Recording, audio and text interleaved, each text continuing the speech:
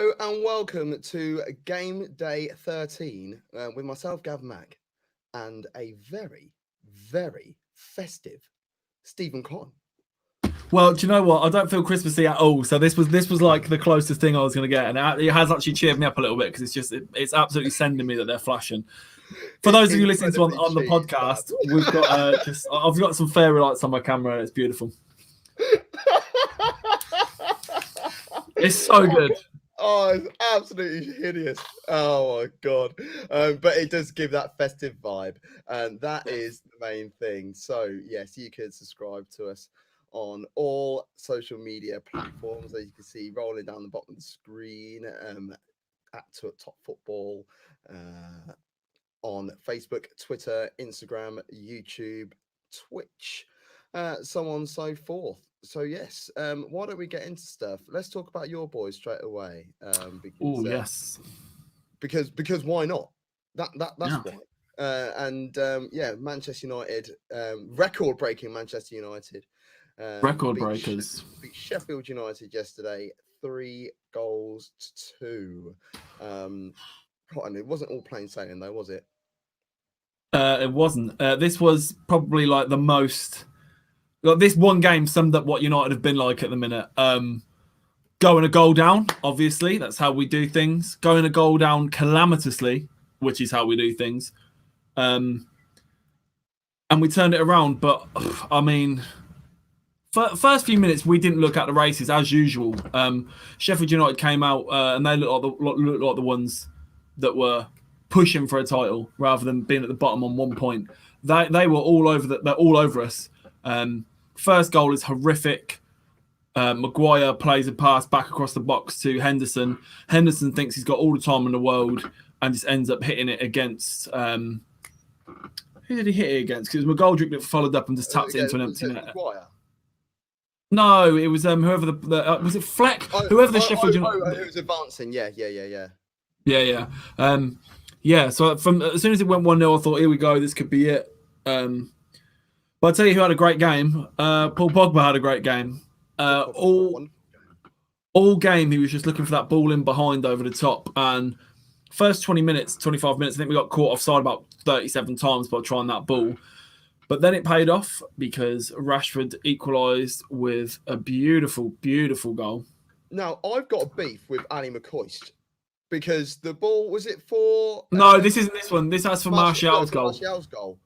He was like, I don't think Paul Pogba meant that ball over the top. Yes, he did. He'd been trying it all the game. Well, not, exactly. Game, but like, that makes him sound, that takes a bit of disservice away from Paul Pogba, to be honest. I mean, by the fact that he was constantly looking for that killer ball. That was the game plan by the looks of it. And stuff, but he was looking for that just a little bit extra, and he found it.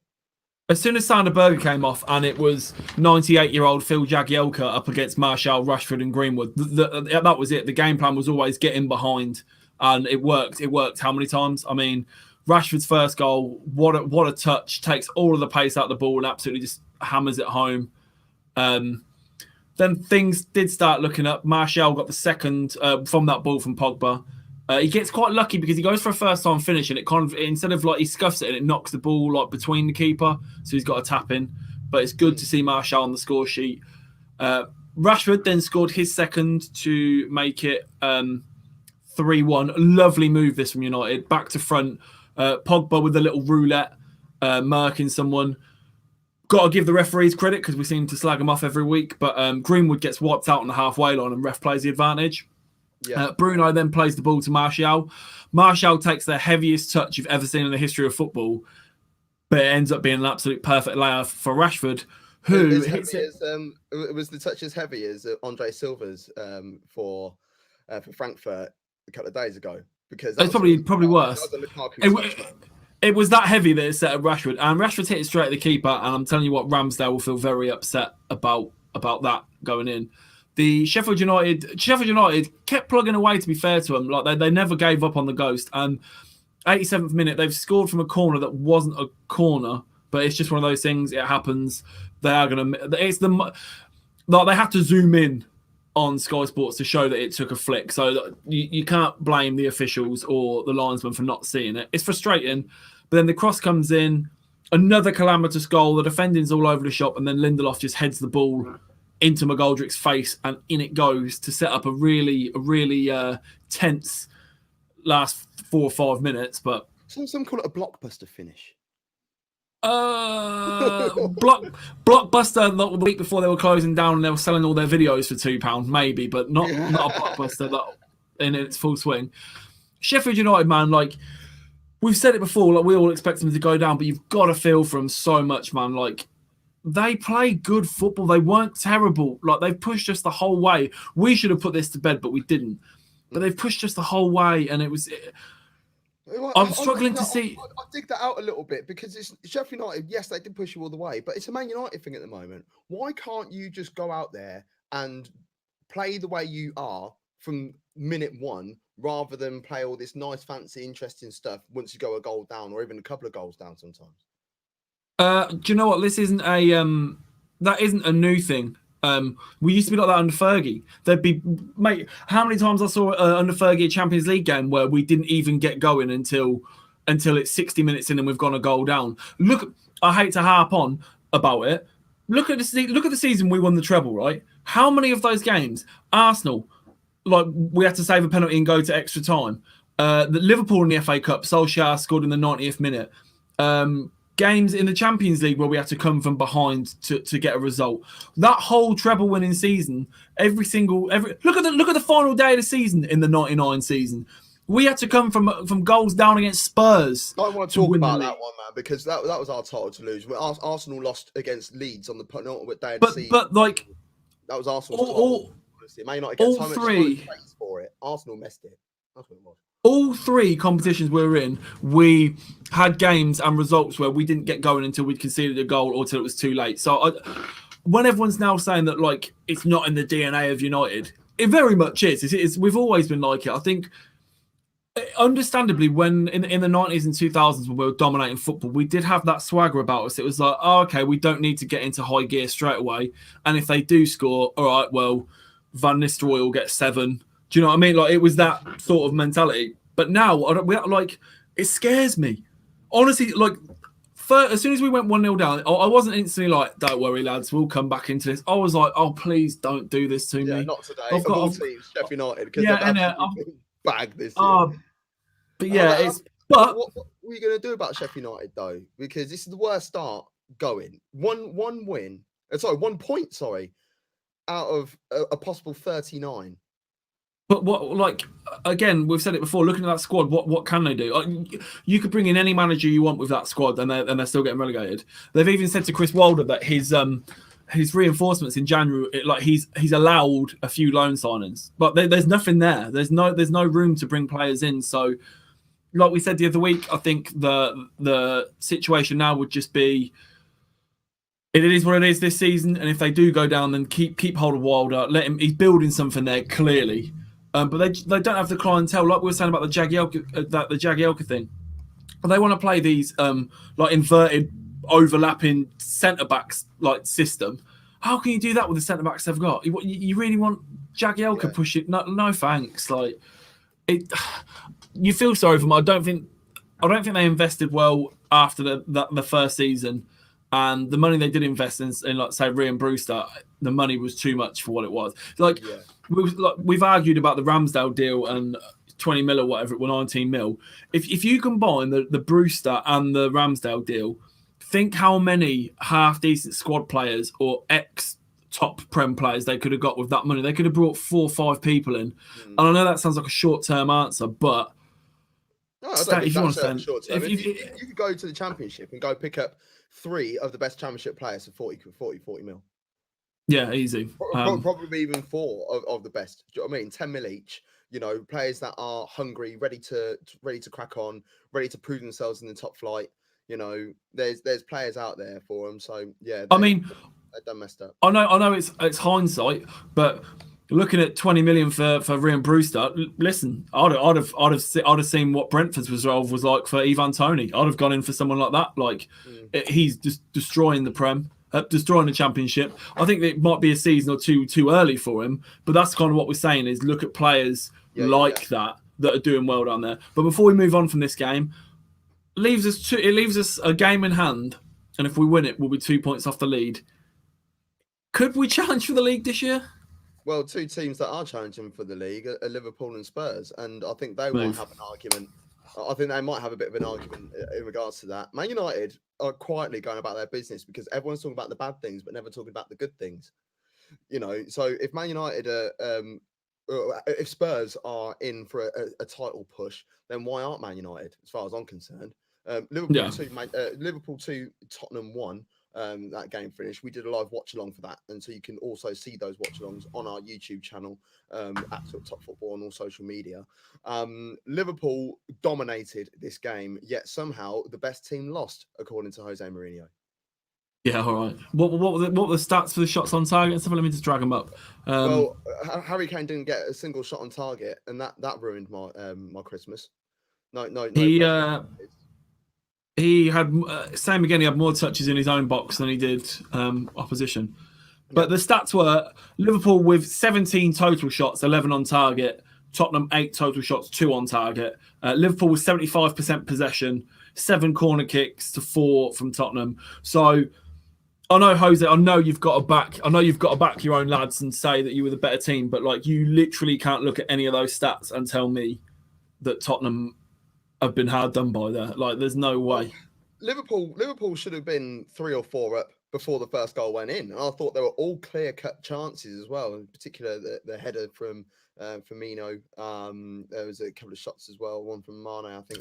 Everything from Mane was just going straight at the keeper. Same with Salah. It was just going. They were doing all the hard work, beating men, getting into the box, and then it was just going straight at the keeper. Like it was that. That's why they've got 11 shots on target. Yeah, definitely. And the shot that did go in was heavily deflected, but they all count. So there you go. But, this game, as all the games were midweek, were on Amazon Prime. What are your thoughts on Amazon Prime as coverage? Not necessarily the commentators and things like that. I'm talking about the stream itself. We had this problem the other week, and so did many others. It just dips in and out. It stops and starts. It buffers. Like, it doesn't matter how good your internet is or what you're watching on a high-end computer or a Fire Stick. I mean, I know what you're alluding to because obviously we were doing the watch-along and it was a Liverpool goal kick. And then before we knew it, the screen changed and Heung-min Son was one-on-one with the goalkeeper tapping it in. And we were like what? Like, Marty McFly's just come and grabbed us and taken us back to the future. Like, none of us knew what was going on. But that happened for me during the United game as well. There was times when it kept chopping and changing. It's so annoying that it just happens at such a key moment. I mean, you can't equate for these sort of things. I understand that, but for the love of Jesus, man, I'm not a big fan of Amazon having the football anyway. We already pay enough for Sky and BT, and then we got to pay for Amazon Prime. Well, a lot of people got Amazon. I have Amazon Prime anyway, so I'm quite. It's good for me, but if you haven't got that, then you still got to fork out another £8 on top of the 60-70 quid package that you've got, plus another 20-30 quid for BT Sport. I just think it's quite a bit of a joke. It is all getting a bit much. We've said this before, and it is getting silly. And but people are going on the Fire Sticks and getting exactly, man, getting all that sort of stuff. It's bad. But let's go back to the game. Once again, Liverpool just pure dominance. The second half, they had a few chances as well, and just Tottenham were it's almost like that their own game plan went to pot because they were. They were trying to be defensive and soak up the pressure and then hit them on the counter. But then because they was being pinned in so much, they couldn't even attempt to counter attack afterwards. No, that was it. They literally they trapped themselves because they just had to. They just defended for the last 25, 30 minutes. That was it. They like you said, they couldn't break out. And here's the thing: the Mourinho football is so it's hit or miss. There's no in between. So obviously everyone's been saying like, oh wow, look at the player Mourinho's turned Kane into. He's a central defensive powerhouse and he's in his own box. Yeah, but then on nights like last night where it doesn't work, you might as well not be playing him. You might as well have just stuck another central midfielder in there because he didn't have any influence on the game going forward whatsoever. Sounds silly because I think he got the assist. Did he get the assist for Son? No, Bergwijn, wasn't it? No, okay, yeah, so that's fine. But it's normally Kane, isn't it? It's normally Kane assist for Son and vice versa. But he's the most complete striker in world football. as far as I'm concerned, in terms of everything that you want for a centre forward as a whole collective. He is number one in the world. I don't think he's the best striker, if that makes sense. Lewandowski for me is the best striker. The best complete forward is Harry Kane. But you don't want Harry Kane tackling Mane in the right back position. Yeah, mad. You don't, because that did happen. That literally did happen. Yeah, exactly. You don't want him winning the ball on the edge of his own box from Lloris and then turning around and pinging a pass as if it's like Javi Martinez, because he's a forward. You want him in the key areas. Yes, I like the fact that he puts in the dirty work, and I love that Mourinho has got all 11 men working in some mad industrial level.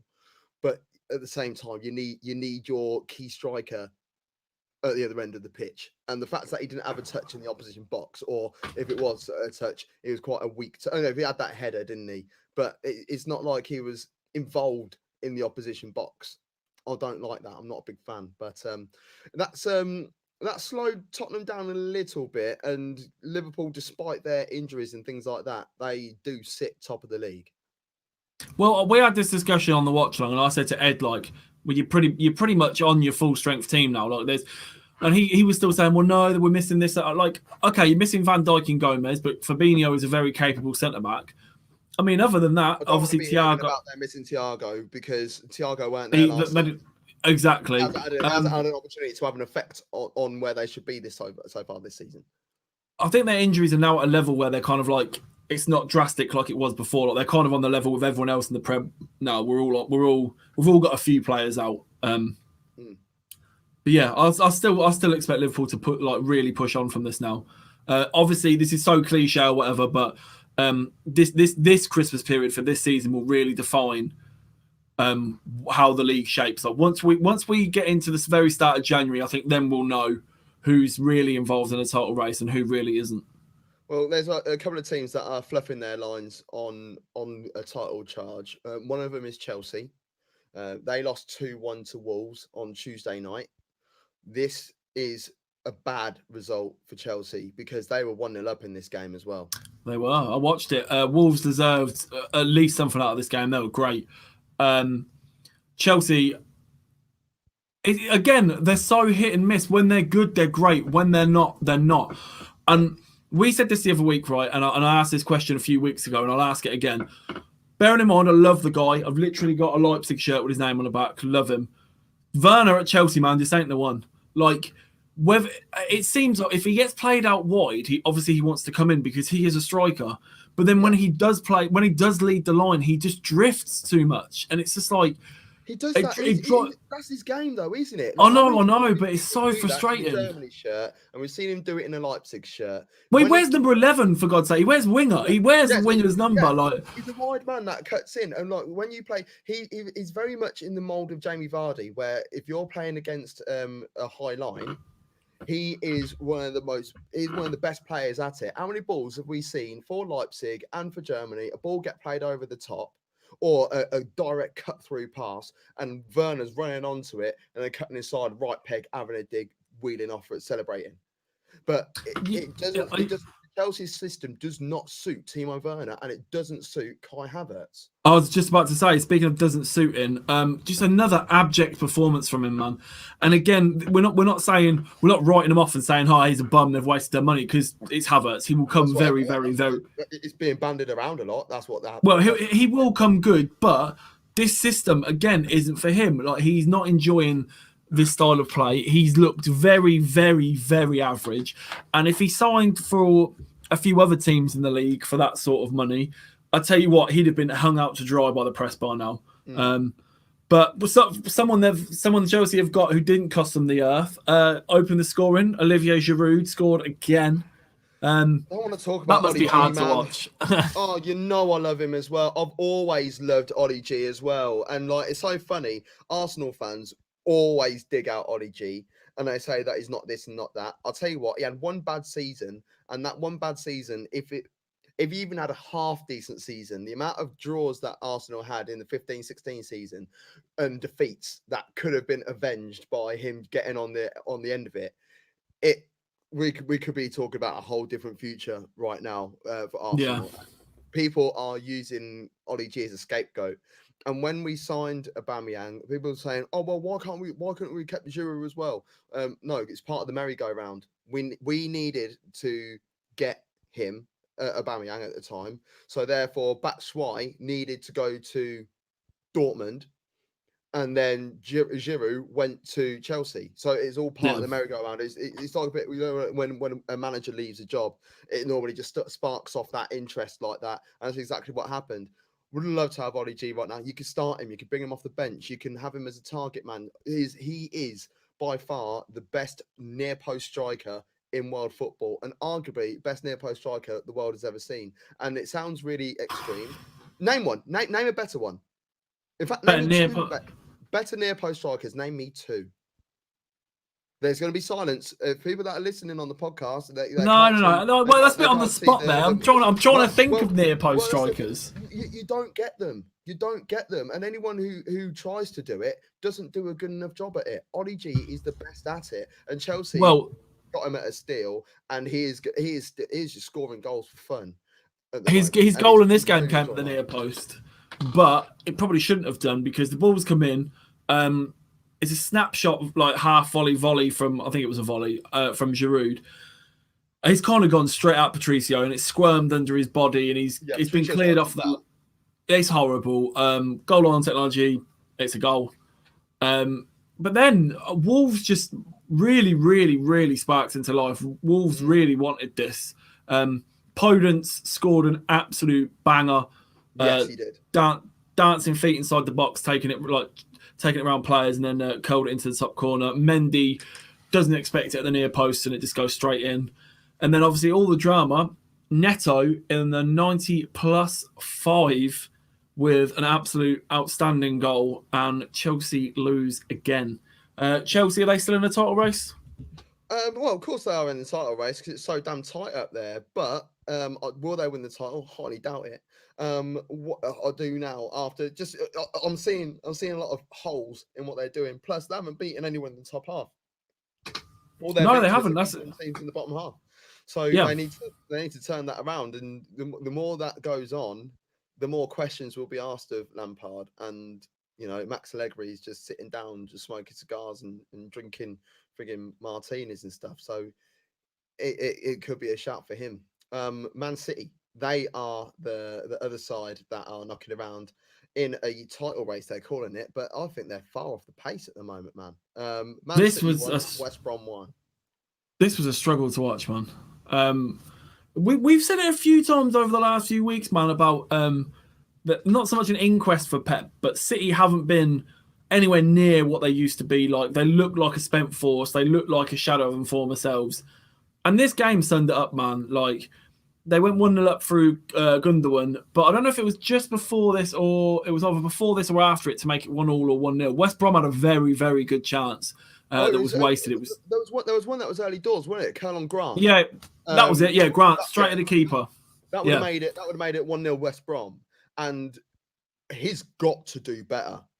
Because he's got himself in the right position. He's arched his body. He's not hit it cleanly. But as far he's opened his body. He's practically penalty spot looking at Ederson and doesn't put it either corner. He just rolls it at him. Rolls it to him. I'm not being funny. I don't care whether it's early on in the game or things like that. And also, but Colin Grant, is he all that sort of stuff? I'm not trying to say he's a world beater, but I'm expecting a League Two player to make finish that work. At least in the situation that he was in, with the complete lack of pressure on him as he's taking the shot in terms of personnel, he's got to make the goalkeeper work. But you know they're going to be happy with the draw. Yet it's a management casualty. It's the first manager to be sacked in the Premier League this season, and it's Slaven Bilic. Couldn't see this coming. I thought the first manager to get sacked, I thought would be. Either Scotty Parker or who else did we say? Scotty Parker or Arteta. I did not see it being Bilic at all. I mean, so West Brom got their goal. It's gone down as an own goal, but it's a shot that's had a bit of a deflection.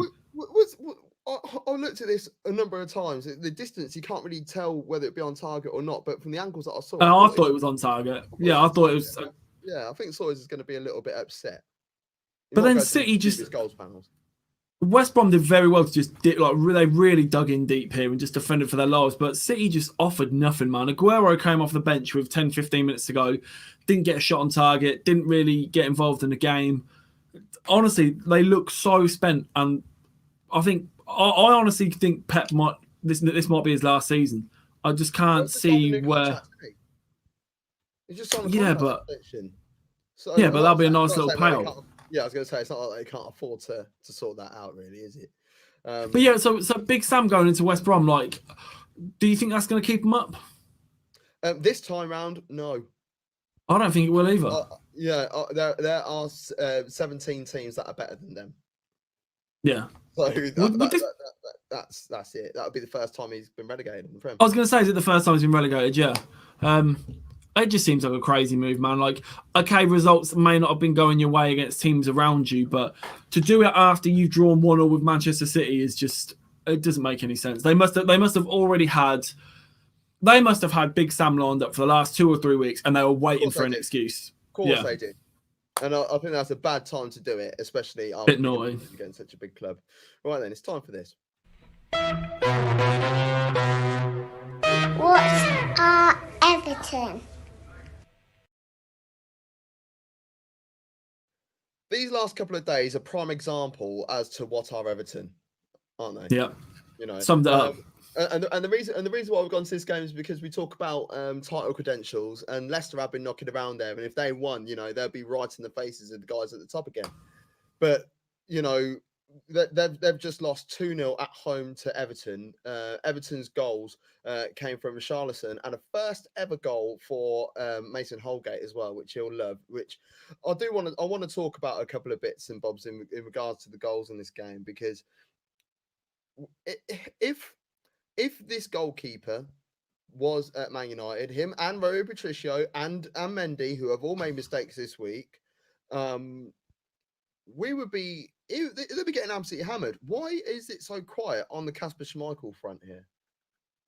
Because Leicester are that lovable team, aren't they? Obviously, they won the league against all expectations, and everyone was happy for them. And I think it's just one of those where everyone likes the league, everyone likes the team, everyone likes the player. It's a really, really poor bit of goalkeeping. Like it should never be going in. It's gone under his body. I don't know. Keepers just have those days, don't they? The thing is, if you're a striker and you missed 4 or 5 half decent attempts every game, Gabriel Jesus, then it's not that bad. It's not that bad. But if you're a goalkeeper and you only have 2 or 3 things to do all game, and you mess up 1 or 2 of them, like, the spotlight is on you. Do you know what I mean? Yeah, so, if we were going to dig out every keeper every time they make a mistake, we'd be here forever. But it just wasn't good goalkeeping from a goalkeeper you'd expect more from. Everton decided to drop Pickford for this game as well. Ancelotti's openly come out and said that it's nothing like to do with Pickford's form or anything like that. He's very much their number one. That might just be a bit of chat just to try and keep him a little bit happy. But a clean sheet in this game, and in classic Everton style, they've got Arsenal at the weekend, who have been absolutely dog. Everton will lose 4-0. Everton will probably lose that game, because this is what Everton are. We don't know what Everton are meant to be and what they do. And that's the whole point of us having this section of what are Everton every single week. And the fact that they've just beaten Chelsea, clean sheet. They've just beaten Leicester, clean sheet. What are Everton now expecting? I don't know. I don't even know anymore. I mean, first 4 games into the season, they were going to win the league. The next 4 games, they were going to get relegated. And now they're it's win loss. Like, I don't even know what to expect. I mean, normally in any normal season, I'd say Everton would be really happy to finish Europa League. That's going to be a tough ask this season with the amount of teams that are up and around the top 6. It's crazy up there. So, I mean, I don't know. I couldn't really tell you. I'd say European football of some sort would be their aim. Yeah, they need to get minimum Europa League this season, as far as I'm concerned. If they do that, I think that they might be able to push on into something else.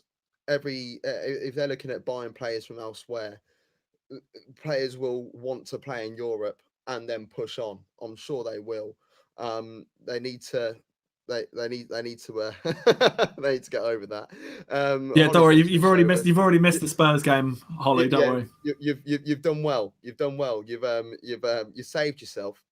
But I think we're going to do a watch along for the Chelsea Spurs game on Monday. But that's something I actually want to talk to you about, Holly. So you stay tuned, my love, and we'll catch up after the show. Everton are a joke, and yeah, I have a feeling that that Arsenal might actually get. Do you know what? It was absolutely mental watching a game that Everton were playing with a team in blue having a really bad goalkeeper performance and me not being angry it was Jordan Pickford. So it was a nice change of pace, that was. Indeed. Southampton are having a brilliant season so far this season. I fully expected at 9-4 that I was going to be printing money of a Southampton victory. And when Theo Walcott scored, I was like, here we go. I knew he was going to score, and I should have put a wedge on him to score the opener, or at any time. I think it would have been good whack. Do you know what makes me laugh? Everyone going on about Walcott, like, oh, it's nice. It's nice to see him celebrating, even though he used to play for Arsenal. Are you forgetting where he came from as a boyhood player? Like, this Southampton is his team. Like, everyone's like, I'm so glad that even though it was his former club, like, behave. That's his former club as well. I think players should celebrate. Go celebrate, man. Just scored a goal. Depends. Just don't. It depends. Don't be a dick about it. Don't add it by your me. Yeah, it depends, man. Like, if Wayne Rooney came back tomorrow and scored against United for Derby, I think he'd give it up. Wayne Rooney gave it large against Everton when he scored for Man United. Yeah, but he's matured. He's matured since then, hasn't he? No, I'll never forget. I think Ronaldo celebrate.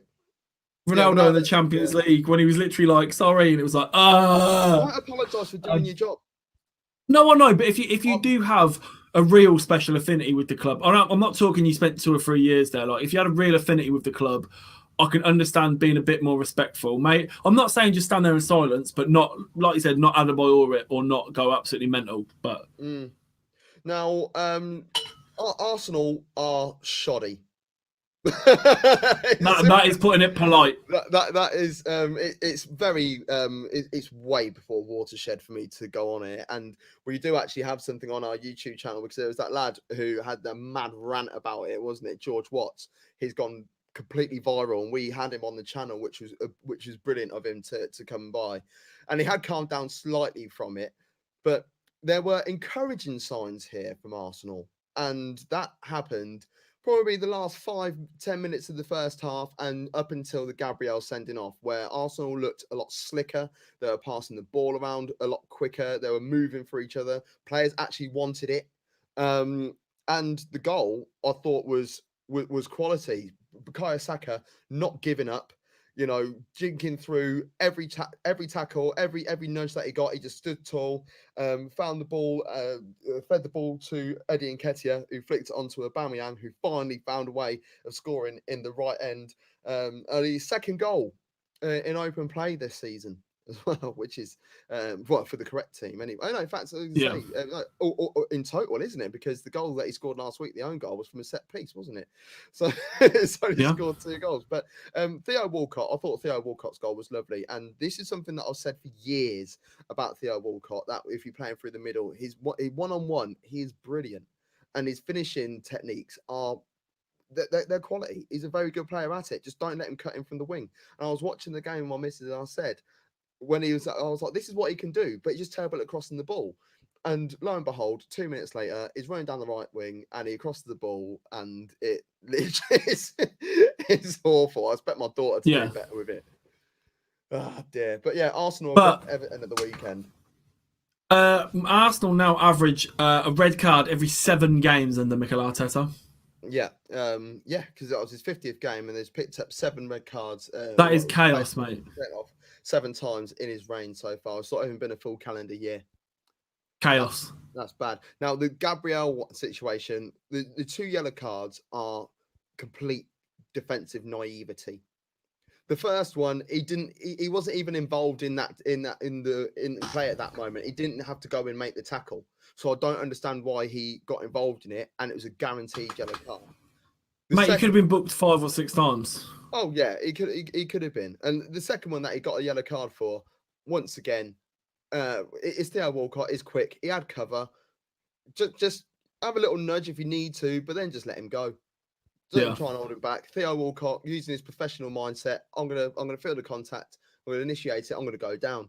And by doing that, we're going to be in the ascendancy. Arsenal had to defend at that point, and at one point, I think they had 6 defensive-minded players on the pitch, but it worked for them. That's twice that they've been down to 10 men recently and been able to get a draw against the run of play. So there were encouraging signs in Arsenal there, but anything more than a 10th place finish, I'll be.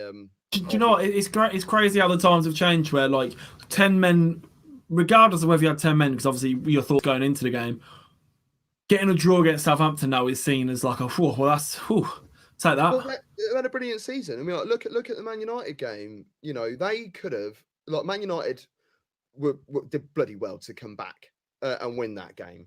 But, you know, Southampton, they were 2-0 up and they were cruising. Maybe they need to learn a bit of professionalism a little bit themselves.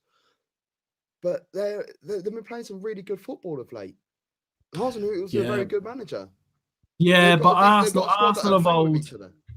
Arsenal of old, you wouldn't have been happy with a point against Southampton. No, of course not. But this is like Arsenal of now, and there's certain things that I have to deal with.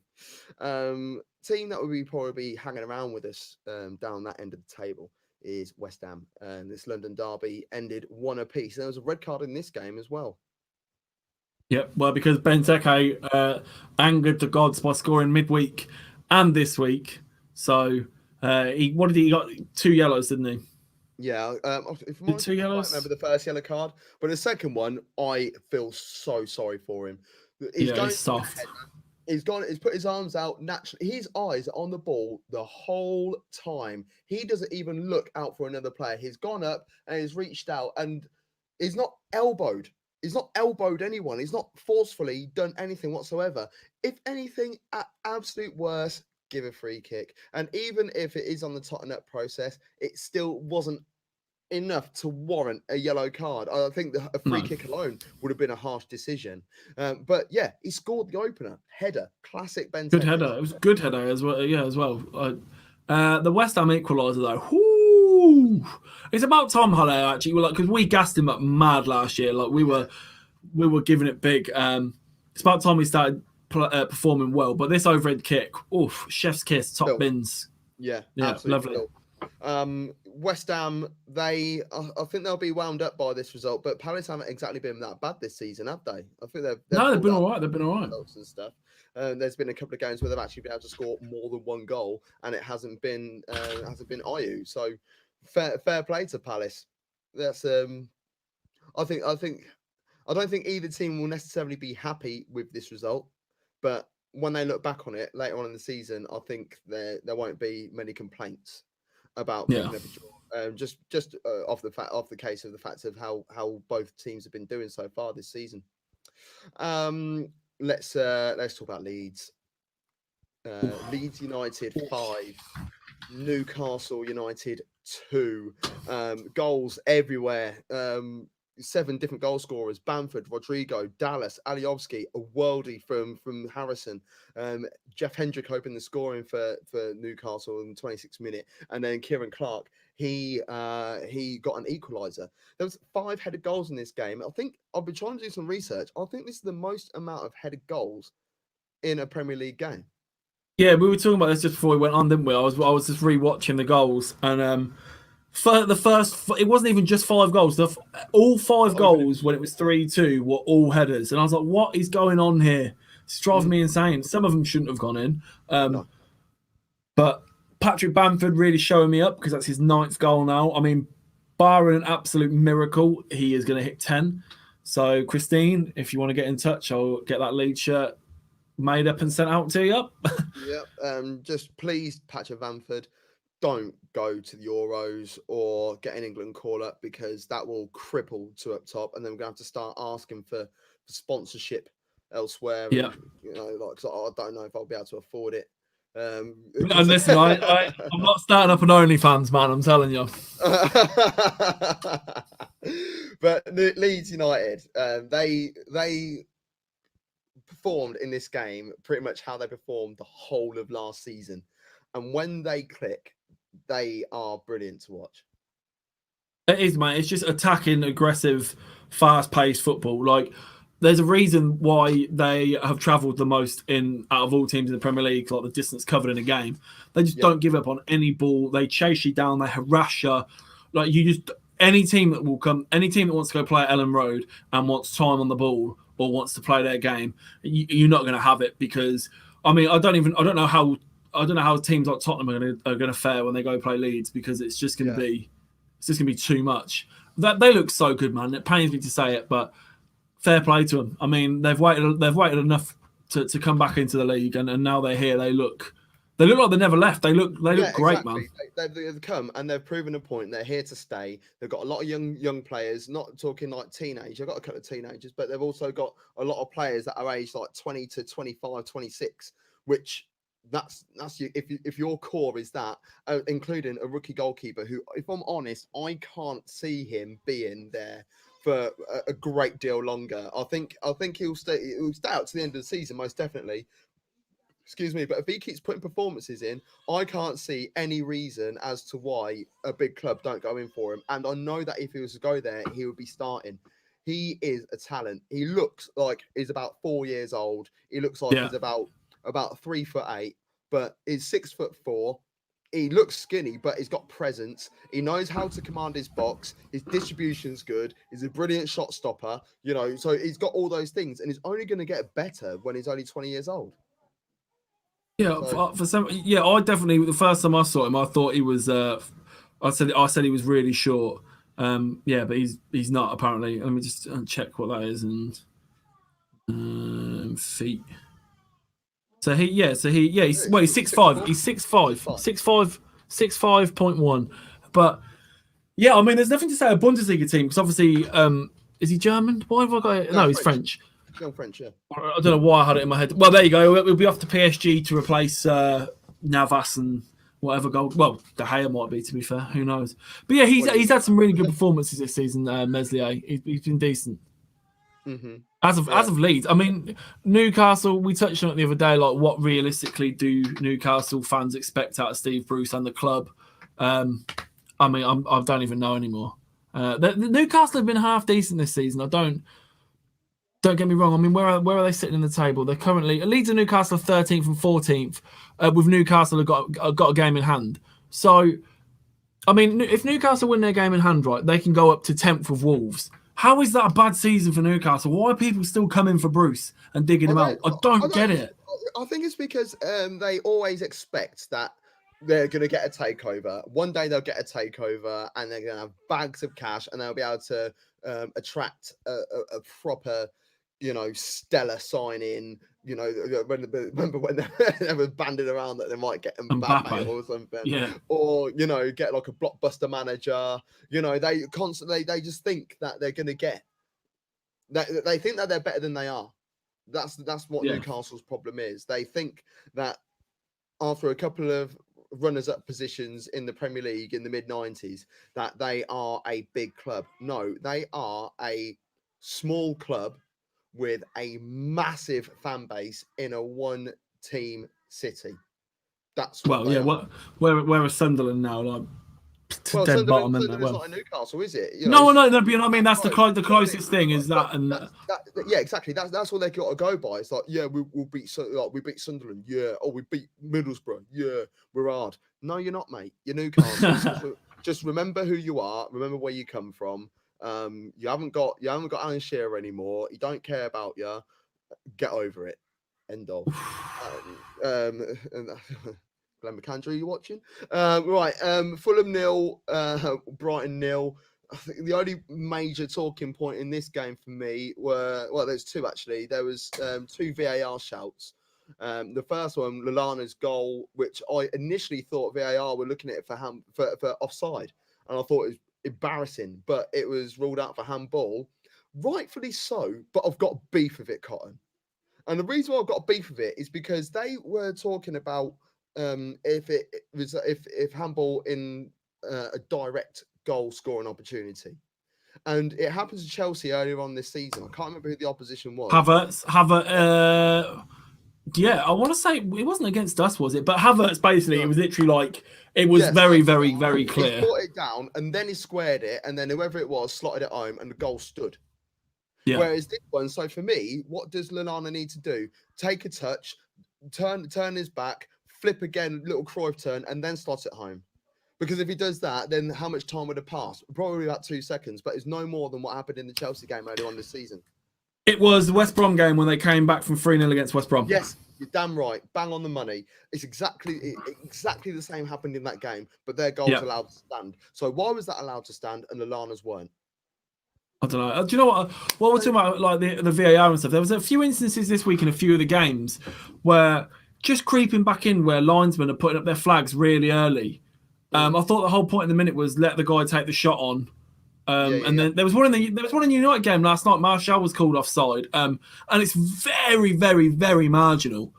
But it's like straight away, and it's like, well, let the geezer shoot. Liverpool Spurs game. Yeah, let the guy shoot. If he scores, go and have a look at it. Like I thought that was the whole point of it, because again, if you're putting your flag up too early and you've got it wrong and he's through on goal, then what? Yeah. I mean, we had that in the first year of VAR, and it was hilarious. I can't remember what game it was, but do you remember, like, they carried on. United, everyone stopped, if you remember. Aubameyang scored. But for me, it was onside. But for me, you can't allow that goal to happen because he's put the flag up and everyone stopped. Everybody stops. I know you should play to the whistle. That's like the fundamental rule that you learn that when you first kick a ball, you've got to play to the whistle. But if that goal for the spirit of the game should not have stood. But a flag from the line though is just as good as a whistle. Yeah, exactly. If you see it go up, then it's like, all right, well, here we go. Like you don't expect the referee to, like, I don't know, it's mad. We'll be here all day if we just keep talking about VAR. Yeah, exactly. The other game that finished 0-0 was Villa versus Burnley. Villa dominated the game for the first half hour, 40 minutes, and then Burnley just put their stall out. I think they knew exactly what they wanted from this game, and that was a point. So. Yeah, I watched it. It was again that was another one that was pretty bleak to watch. I tell you what though, I doesn't care. It doesn't matter if Villa lose, draw, or whatever. Just watching Jack Grealish play football is just so lovely at the minute, man. Anyone who doesn't like Jack Grealish as a football player, get your head wobbled and checked out, because you want Adam Deering, get on the channel. yeah, Deering. Yeah, I want to hear from you, pal. But no, it's whatever he does off the pitch, Black Lives Matter, especially after the picture from last week, and all of his antics. His ban from driving again now. Who cares? I don't care what he's doing off the pitch. On the pitch, he is a magician. He is so easy to watch on the eye. He wins the ball from deep. He just wades through players and just feeds it off. His little flicks and 50-yard diags and like powerful strikes and whatever. I love him. Do you know what? Like, this is a double-edged comment sort of thing, and I'm glad that they're leaving him alone a little bit, because obviously it does ruin talent. Look what they did to Rooney. Look what they like. Even Rashford's doing like good work, and they're still trying to cuss him out. But again, I'll say it again. If Jack Grealish wasn't playing for Aston Villa and he was playing for Arsenal, Man United, Liverpool, whatever, and this was the third time he'd been caught driving while drunk, or he broke protocol to do whatever, there's no way there'd be this little amount of stories in the press. Like, they covered his drink driving in comparison to Maguire. Oh, it's mad. And it's mad. Well, not even just that, right? Greenwood and Foden did what they did, yeah, and that went on for months. So Grealish got pictured with his lady friend the other day, right? So surely that's a breach of something, right? This is the third time he's been caught. Is it? No, of course it's not. And this is like the third time he's been caught drink driving. Paul Pogba. He's got to be involved in there somewhere, hasn't he? But it's honestly, if a United player or an Arsenal player was caught drink driving and literally ploughed their car into like 3 or 4 cars, there'd be outrage, mate. Like, people would be calling for him to be banned for a few games in the Premier League. What kind of role model is this? But again, it's cheeky chappy Jack Grealish, so it's kind of like he loves it. That's why. Absolutely loves it.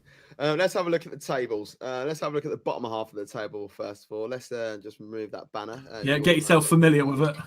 Get yourself familiar with it. So, bottom of the table is, this is bottom half of the table. So, 11th down, Sheffield United, rock bottom, 1 point all season. And that was against 18th place Fulham, who are sitting on 9 points, just a point from safety from Burnley, who have a game in hand. Aston Villa top the bottom half of the table on 19 points. There's a tiny little club in 15th place there in Arsenal, who have got Everton at the weekend. The top half of the table looks like this. Liverpool back on top of the league, despite all their injuries and all their excuses. They are 3 points clear, having only lost one game this season, which was that harrowing defeat to Aston Villa 7-2. Tottenham in second place, 25 points. Southampton in third, and Leicester finished the top four. But this is what I was saying earlier on today. They all fluffed their lines.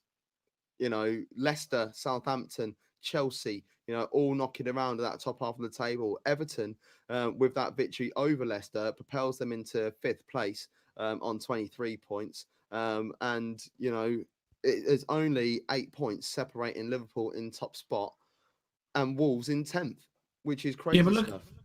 Look at us there. Like, we've got a game in hand. We win that. We go 26 with 2 points behind Liverpool. And we will fall off come the end. I think the Christmas period won't be a great time for us, but it's good to dream, isn't it? It always good to dream. Arsenal dreaming of surviving the relegation this season. And the fixtures look like this. So the games on Saturday, it's a full week's fixture over the next few days. So Saturday is Crystal Palace versus Liverpool, Southampton versus Man City, Everton versus Arsenal, and Newcastle versus Fulham. Then on Sunday, we've got Brighton versus Sheffield United, Tottenham versus Leicester, Manchester United versus Leeds, which we're having the live watch along for, and then West Brom versus Aston Villa, which will be going live after that show with the review. Then on Monday, we have Burnley versus Wolves and Chelsea versus West Ham. So there's some very interesting fixtures knocking around there, Cotton. I'm going to break some hearts, though. I'm going to miss the first half of the Leeds United game on Sunday due to work, as it's really busy this weekend. But I will as soon as at that point anyway, and then exactly, and I'll come on. That's so I'll guys do really, isn't it? I'll definitely jump on. But there's some really good fit. The Everton Arsenal game. I'm working for. Where's tier 3? That would be a great game. I think that and the Leeds game, I think, are the two standout fixtures of the weekend. I think they're going to be. Was that Chelsea West Ham on Monday? Was it? Yes.